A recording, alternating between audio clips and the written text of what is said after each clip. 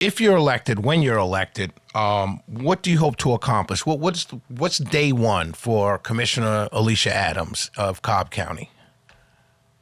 Day one for me is for everyone to know, whether they vote for me, and I hope everybody does, or they don't, that I will listen to what they have to say. I want their input, because at the end of the day, it's got to be we've got to have the community in Cobb at large. And I've listened to far too many people say that they're not being listened to, they're being ignored. So that's number one. The other one is having meetings with key players. We've got the city of Marietta right in my district. We've got the city of Smyrna in my district. And we've got to partner with them to help make sure that Cobb County is a smooth, seamless experience. And I've talked with some constituents that live in Marietta City that have real concerns. And I've already talked with Thunder Tumblin. And he knows as soon as I am installed, take my oath, that one of the first things I want to do is meet with him. And of course, Derek Norton knows as well. I've already met with him. So it's going to be a we. And it's going to be a lot of town hall meetings, not just town halls where I get out of them or I share with them a propaganda. It is literally, what do we need to do better? What are we doing great? So your first accomplishment will be getting the community to know and recognize you're there for them. That's 100%. What I'm hearing.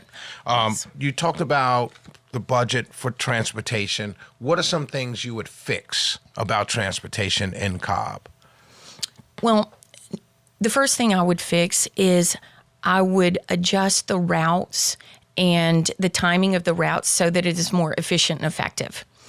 And there is a good bit of misunderstanding about how the patronage actually flows on there. But I would like to see, too, those that ride the bus. What do you mean the patronage? Say that again. The people that are riding the buses, half of them that get on there don't know that those fare boxes are broken. I've watched them, little poor women, putting coin after coin after coin in, and they didn't know that fare box was broken. So where does the money go? They just collect it at the end? If the fare box, because the fare box is broken and people put money in it, there's no one to say who empties it, what was in there. Well, so for example, I had the Breeze card. Right. And it's supposed to take the Breeze card. Well, I can show you I have a huge balance on that card because so many of the fare boxes were broken. So could that be the reason why they added $8 million to the budget, because they know they're subsidizing riders to ride for free? Well, I asked about that, and this was profound to me. And they said it was because the contract for the drivers of the buses went up by $8 million.